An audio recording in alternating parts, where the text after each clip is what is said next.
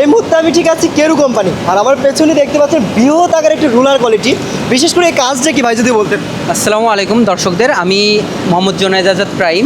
আমি দর্শনারি সেলে।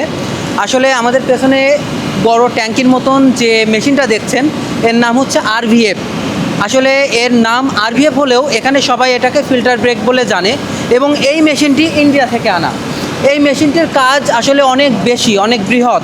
আমরা মেশিনটাকে যেমন আকর্ষণীয় দেখি, মেশিনটাও আসলে কাজ যেমন আকর্ষণীয়ই করে।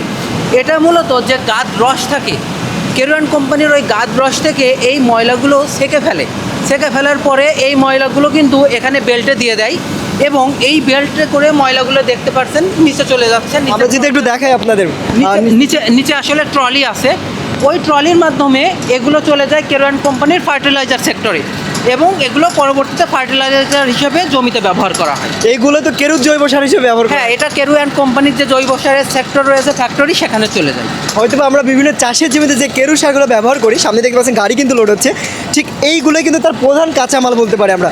আর এইটার মাধ্যমে কিন্তু আমাদের জমিতে যে আবাদগুলো করি সেটাই কিন্তু এই যে কেরু সার দেখতে পাচ্ছেন, ময়লা বা উৎকৃষ্ট যেগুলো আছে সেগুলো দিয়ে কিন্তু এই কেরুর জৈব সারগুলো তৈরি করা হয়।